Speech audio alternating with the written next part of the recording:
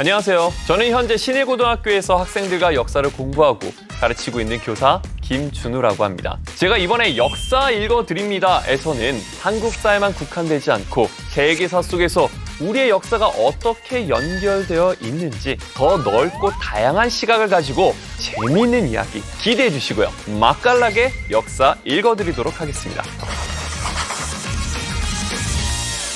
전쟁 일으킬 충분한 위인입니다. 아닙니다. 절대 전쟁을 일으킬 위인이 아니에요. 굉장한 외교 결례입니다. 최신식 전략이었던 전술을 무장한 최고의 군대를 갖추고 있었던 야망이죠. 일본, 중국, 조선 7년 동안 70만 명 이상이 참가한 16세기 말 동아시아 역사에서 가장 중요한 사건, 바로 임진왜란에 대해서 살펴보도록 하겠습니다. 임진왜란을 당시 조선, 일본, 명나라 세 나라의 입장에서 살펴보면 여러분들이 몰랐던 숨겨진 이야기가 있습니다. 그 이야기 전달해 드리도록 하겠습니다. 임진왜란이라고 불리우는 이 전쟁, 다른 나라에서는 어떻게 부르고 있을까요? 일본에서는 당시 일왕의 연호를 따서 분노쿠노 에키, 게이초노 에키, 임진정유운이 해당이 되겠습니다. 그리고 요즘엔 조선 침략이라는 말을 많이 쓰고 있습니다. 중국에서는 임진왜화, 임진년에 왜구들이 화를 일으켰다. 만역, 조선역, 만역제라고 하는 중국 명나라 황제 때 조선에서 일어난 전쟁, 그다음에 항외 원조, 일본 왜구와 대항해가지고 조선을 도와준 사건, 이렇게 부르고 있는 거죠. 서양에서는 히데요시's Invasion of Korea, 도요토미 히데요시의 조선 침략 되겠죠. 우리나라에서는 임진년에 외놈들이 난을 일으켰다라는 뜻이 되겠습니다. 임진왜란 발발 직전에 각 삼국에서는 어떤 상황이었는지를 한번 살펴보도록 할게요. 조선은 임진왜란이 발발하기 전까지 약 200년 동안 큰 전쟁을 치르지 않는 평화로운 상태라고 볼 수가 있습니다. 원래대로라면 철저하게 16세부터 59세까지 군역을 부담했어야 되는데 16세기부터 이것들이 흐지부지 되기 시작을 합니다. 가기 싫죠. 돈으로 다른 사람을 사가지고 보내는 대립. 그 다음은 나중에 아예 그냥 돈 주고 빠집니다. 이런 식으로 군사적으로 있어서 굉장히 좋지 않은 상황이었다 보시면 되겠네요. 중국은 14세기부터 건국됐던 명나라, 16세기 때 만역제 제위기 초창기는 철혈제상이라고 불리우는 장거정이 집권하고 있었던 시기예요. 만역제의 스승이었죠. 장거정을 중심으로 세금 제도를 개편해가지고 명나라 재정을 어느 정도 안정화 단계에 올려놓는 데 성공을 했죠. 그런데 장거정이 죽고 난 다음에 급속히 몰락하기 시작을 합니다. 그 과정 속에서 일어났던 게 바로 임진왜란이라 볼 수가 있죠. 일본으로 가볼게요. 일본은 15세기 때부터 시작된 오닌의 난, 당시 무로마치 막부 시기였는데 오닌의 난을 계기로 쇼군의 권위는 뚝 떨어지게 되고 여기저기서 독자적인 세력들이 형성이 되면서 자기 스스로의 하나의 거의 나라처럼 독립을 해버리는 요거를 전국시대, 센코쿠 시대라고 부르게 됩니다.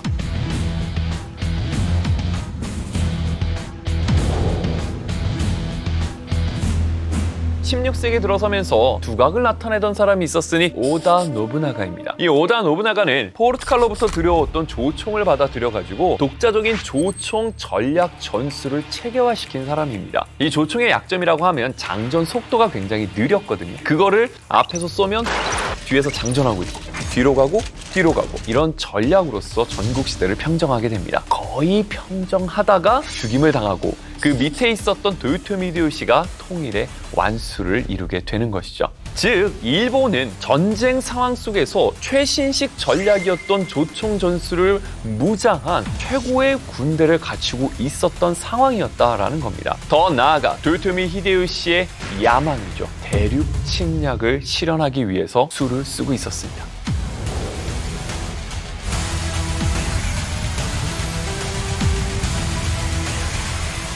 새롭게 대표가 등장했으니 서로 사절단 왕래합시다. 우리나라는 국서와 함께 통신사를 일본에 파견을 했죠. 그런데 도요토미 히데요시가 답서를 써주는데 내가 대명에 들어가는 날 사조를 거느리고 군영에 임한다면 더욱 이웃으로서 맹약을 굳게 할 것이다 라고 쓴 겁니다. 정명향도 명나라를 정벌하러 갈 테니 같이 앞장서라 라는 뜻이 되겠습니다.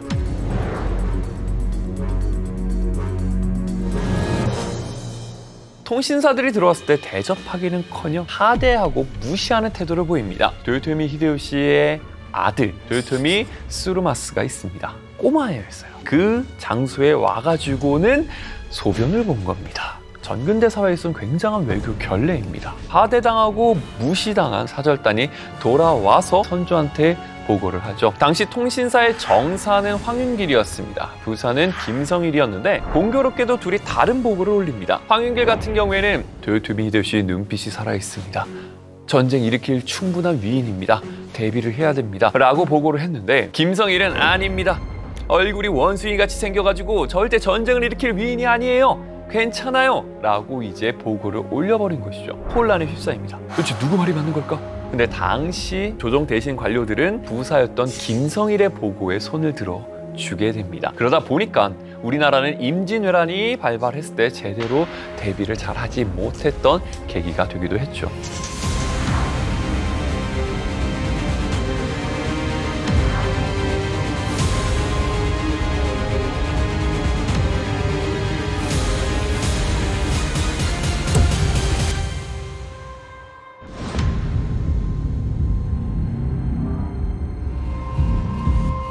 일본은 총 9개 군, 약 16만 명의 병력을 동원해 조선을 침공하기 위해 떠나게 됩니다.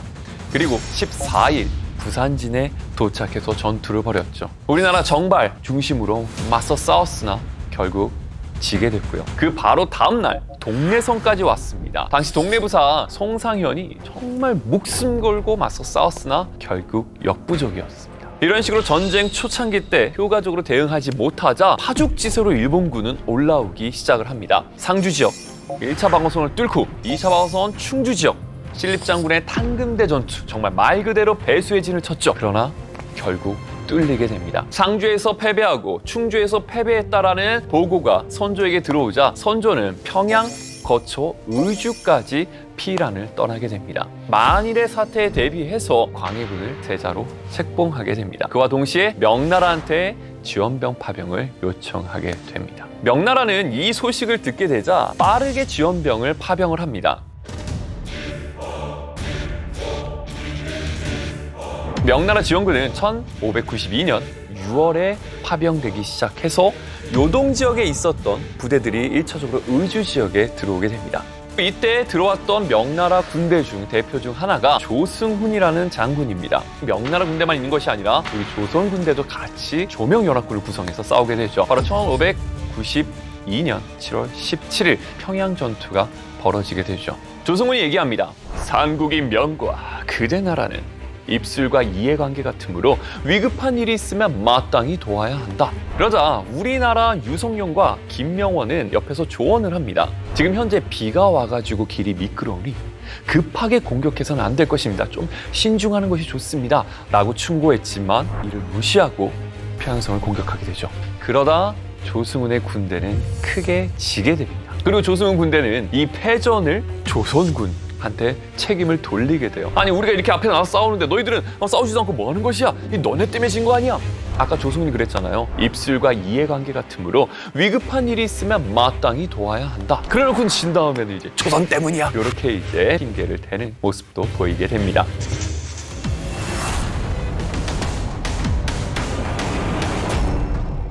자, 이후 명나라에서는 계속해서 추가적으로 지원병을 파병하게 됩니다. 1592년 12월 이효송이 3만의 군대를 이끌고 다시 압록강을 건너 의주 지역으로 들어오게 되죠. 당시 조선 군대는 도원수 김명원이 지휘하는 약 8,000명의 군대가 참여하게 됩니다. 1593년 1월 6일 이효송은 4만의 군사를 데리고 평양성을 포위하게 됩니다. 당시 평양에 있었던 일본의 상황을 살펴보면 그렇게 상황이 좋지만은 않았습니다. 일본은 6월부터 평양성을 들어와가지고 굉장히 오랫동안 있었습니다. 점차 식량이 떨어져 가기 시작을 한 상태였죠. 훨씬 더 병력이 많은 조명연합군이 평양성을 둘러싸고 치열하게 전투를 벌이자 버티기가 어려워졌죠. 이에 일본 장군 고니시는 영광정 토굴에 들어가서 항전을 하게 되며 요걸로 인해서 조명연합군이 피해가 조금 발생하게 됩니다. 그러자 이여성은 이 피해를 줄이기 위해 얘기를 하죠. 우리 병력으로 한 번 거사하면 충분히 섬멸시킬 수 있지만 차마 인명을 모두 죽일 수 없으니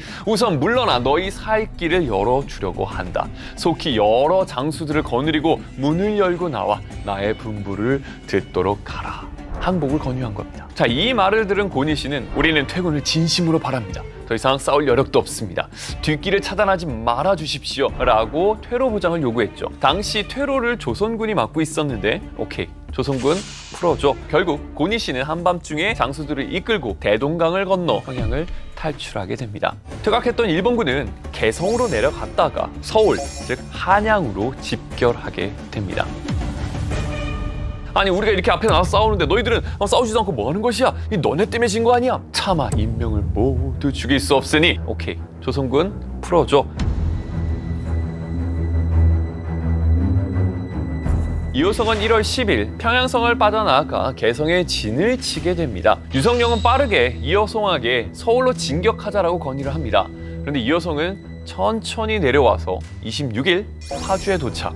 그리고 그 다음날 27일 일본군과 전투를 벌이게 되죠. 이 전투가 바로 벽제관 전투입니다. 이 전투 초반에는 명군이 일본군을 좀 많이 격퇴하고 사로잡는 일이 벌어집니다. 그러자 일본군을 얕본 이여성은 매복하고 있었던 일본군을 향해 돌진을 하다가 결국에는 포위당해서 크게 패배하고 맙니다. 이에 유성룡은 이기고 지는 일은 무가에서 항상 있는 일이니 마땅히 형세를 살펴 다시 진격해야 될 것입니다. 그러자 이여성이 얘기합니다. 이곳의 지세가 비가 온 뒤에 진창이 되어서 군대가 주둔하기 불편하니 임진강 북쪽으로 돌아가서 군사들을 쉬게 한 뒤 진격하게 하려는 것뿐이요 라고 핑계를 대죠. 그러면서 명나라 황제한테 보고서를 쓰는데 뭐라고 쓰느냐? 지금 한양에 있는 적병의 수가 20여만 명이나 되어 중과부적이고 신은 심한 병에 걸려 이 임무를 맡을 수가 없습니다. 부디 다른 사람한테 이 임무를 대신하기를 청합니다. 이것은 전의를 상실했다라는 의미입니다.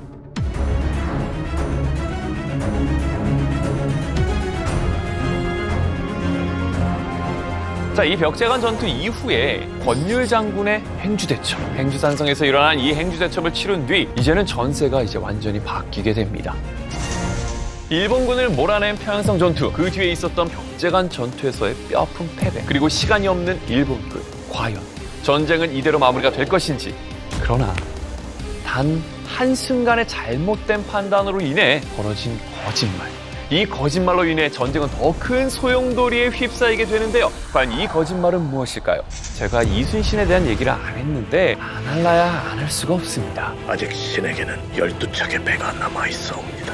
그러나 실질적으로는 척이라고 합니다. 조선 이건 아니지. 거짓말, 사칭한 배신자, 가짜 항복 사절단으로 내세워 조선에서 완전한 철수,